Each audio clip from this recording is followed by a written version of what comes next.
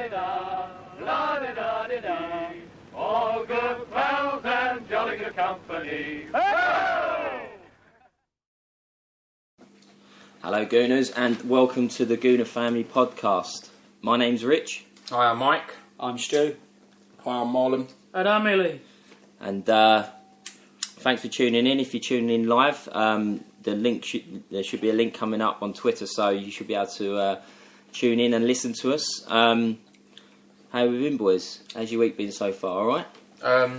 Yeah, I've had the shits, but apart from that, not too bad. Oh dear. There's a bit of a virus going around, isn't there? But I think there's a bit too much detail there, Mike. Funnily enough, the one day I wasn't ill was Saturday. But I think that got passed on to the other half of North London. Hey, been Stu, all right? Yeah, not bad. Not bad. Mom, been up to much? Just coaching, doing what you always do. Every podcast say the same thing. It's a bit boring, but yeah, that's all I've been doing. But it's been good banter. Got a lot of Spurs fans in my team, the little kids and their parents. Nice. Spurs, So there's been some smug face from Marlon this week. I've not been in my uniform. I've been in my sort of Arsenal jacket, deliberately rubbing it in. Giving everyone a little smile on the wing. Ills? Yeah, good weekend. Straight up to Nottingham, straight after North London demolition of them horrible buggers down the road. But just went up to see the Cole Flock title fight. Did you? Against Good man, good man. in Nottingham. Nice. Stu Goon was up there as well, Happy days. singing certain songs about our victory, which was really good. Nice. Brilliant. Sat behind me, great view. So yeah, really good weekend. Cool. And I'm just starting a 10-day holiday from work, so happy days. House husband for 10 days. Yeah, I'll try and avoid it as much as I can, but I suppose I have to do bits and pieces. Right, let's move on to Arsenal matters then, boys. I just wanted to say, the last podcast was done, hours before your journey to Germany? You went to It Schalke was, away. yeah. What was that like, boys? Well, 20 seats, hours on a coach was pretty I'm tough. pleased to say the seats on the coach did recline. So I'll tell you what, Mike, I'm glad you didn't have the shits on the coach, mate. That would have been grim. That would have been grim. Yeah. Well, there was some snorers on the coach. Yeah. Well, Rich was snoring after about half an hour. The coach hadn't even pulled away and he was snoring. But I'll tell you, I must admit, it was 10 hours there, 10 hours back, but in between was a fantastic experience. I'll tell you, We're talking of which, they did play the In-Betweeners on the... Yeah, the In-Betweeners movie was quality. But no, when we got to Germany, I thought, the pub where we met up and had a drink was full of gooners. It was blinding. I saw a YouTube video that you uploaded. Yeah. That's we won the league in various songs, places. That song.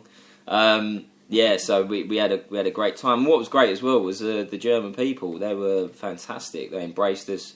The Schalke supporters come and had a drink with us. They actually sung a few songs. In fact, there was a lot of German gooners as well, which was Yeah. I was a bit surprised to see. But yeah, lots of Germans in their Arsenal shirts. We've got German players now, haven't we? Yeah. What, 4 have we? No? Yeah. 4 German players, so... Yeah, no, I think, and for me, what it was telling as well was how different the mentality of the police are over there.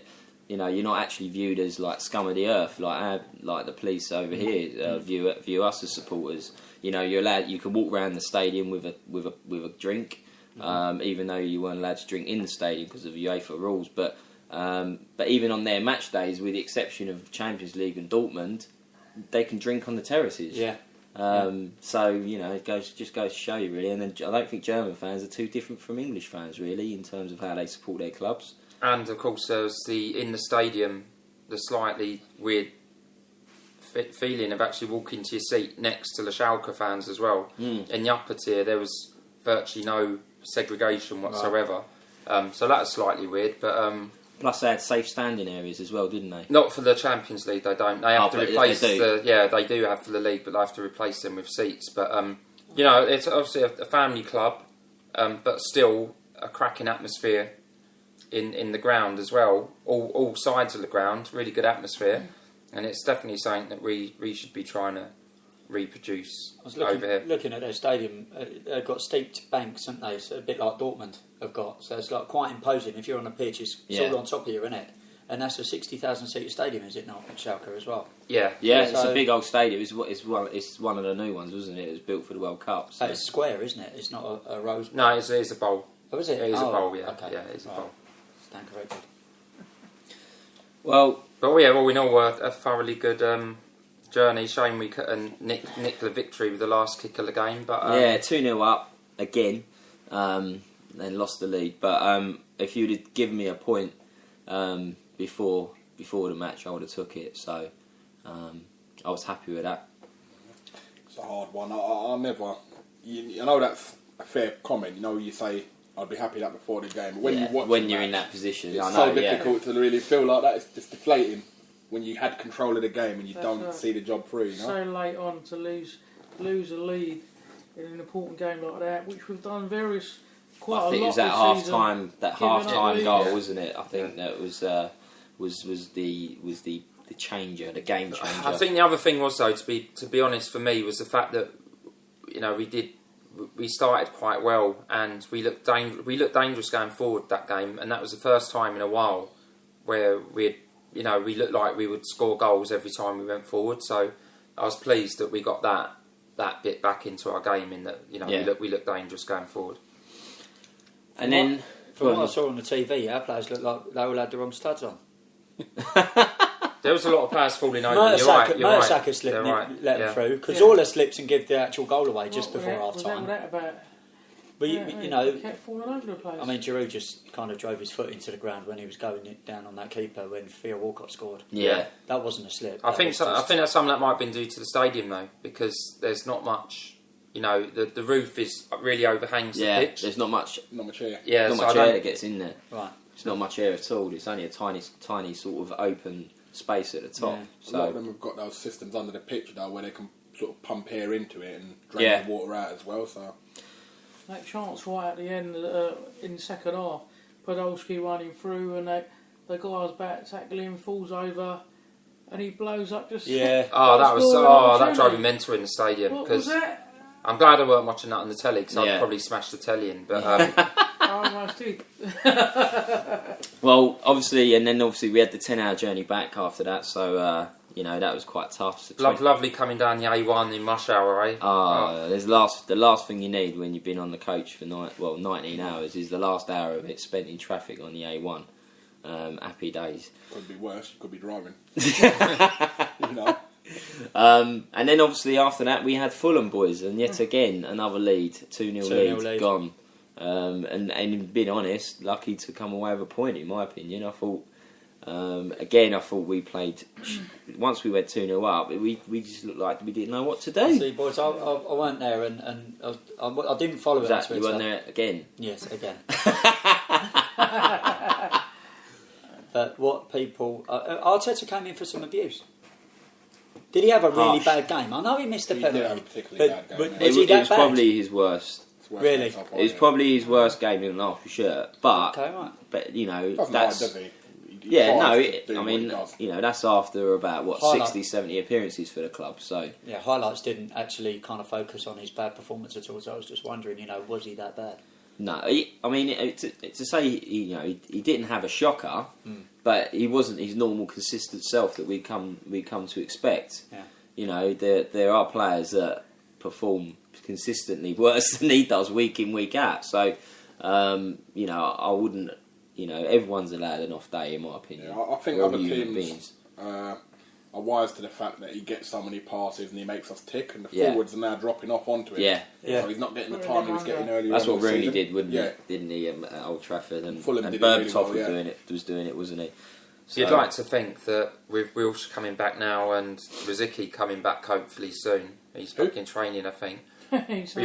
We might actually be able to rest him. As far as I'm concerned, we might be able to rest him one of these games. Players, we can't rely on them. We can't look at them as potential assets because they're never in the side long enough to be that. Well, yeah, I know, but if they're in the side long enough just to give the other guy a rest and then they get injured again, that's fair enough. But the RB's in for 5 minutes. He blows his nose and he's out for 5 months. Do you know what I mean? It's like Let's not digress. No, but it's true. Like you run off half of the squad, they're all. You know what I mean? If they were all fit, then they would be great, a great squad. But they never fit long enough. You could put that Fulham game down to the fact that the squad isn't big enough, and we couldn't rotate players. The fact that we're having to play a centre back at left back because our backup left back's not good enough to play left back. There's lots of things about the squad, and it only takes two or three players to be out for more than 2 weeks, and it tells with us. You notice it in the way we play. Yeah, and it's all gone quiet on the Riziki front, hasn't it? I was going to say, has it? Don't you remember that podcast? Isn't he back in training? No, I haven't heard anything. Don't you remember that podcast about 4 or 5 podcasts ago when Kevin actually said that Riziki could be captain? Yeah. Do you remember that? Yeah, he ain't even come close to starting the game this season. Yeah, and Soccernet were reporting also that Diaby's career could be well and truly over. Soccernet reported a couple of days ago that it doesn't surprise me. That's not good enough. Well, when Wenger come out and basically said that his muscles aren't strong enough, that's what he come out with last week, didn't he? With Diaby, saying that it's every time he makes that extra little bit of effort, which you do in a game, his muscles rip. See, this is where Arsenal lets himself down. He needs to be quiet. Can't sell him. Well, no, I was going to say, he found a medical. What medical is he going to pass? He ain't going to pass a medical. I was going to say, Arsene says all that, but he's probably going to offer him a new contract in a couple of years' time. 70 grand a week. It's that illusionary domination again. So yeah, I must admit, I walked away from the Fulham game absolutely gutted, if I'm being honest. Missing that last gasp kick of the penalty. But on the plus side, Saturday we had Saturday's result. I wasn't so disappointed with the Fulham game, to be honest. I thought, I was disappointed with the result in the end, but the performance I thought was encouraging. I thought we moved the ball well at times. We looked like we could score goals, and we went behind, and we showed a fantastic spirit, and to be honest, did enough to win the game. And we didn't because we missed the penalty. And do you know who I thought was it? Well, I was going to say, Giroud was the catalyst for our comeback against Fulham. He won everything. And Reading, when he came on at half time, I thought he had a massive contribution against Reading. He's actually turning out to be top draw player, in my opinion.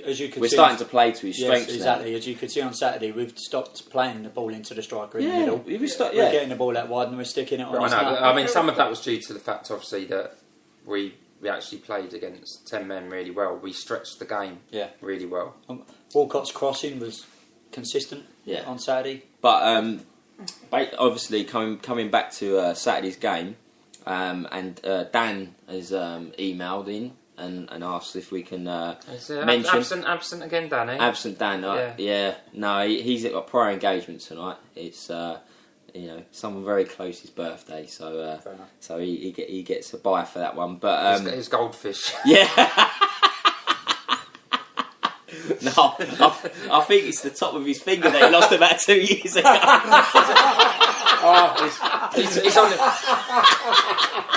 He's on his annual pilgrimage looking for it in the street.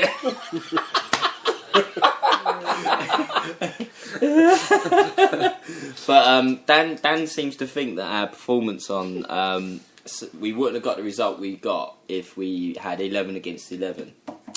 And I must admit, Dan, I disagree with you because if you go back to last year's game, they literally dominated the first half hour and they went 2-0 up. And they had 11 against 11 for the whole match there, and we came back and obviously they had a player sent off in that game and all. In the last minute. In the last minute, mate, the game was over. But the thing I would say about that, and obviously it was fresh in my mind, and when I had to go to bed afterwards because I was ill, as you all know about, but I had the pleasure, well, maybe not pleasure, but of watching the Millwall Leeds game and the Fulham Sunderland game, and both teams, Leeds went down to 10 men after I think 50 minutes, and Fulham went down to 10 men after half an hour, I think, against 25 Sunderland. minutes, yeah. And both those teams went down to 10. For both for most part of those games, you would not know it was 11 against 10.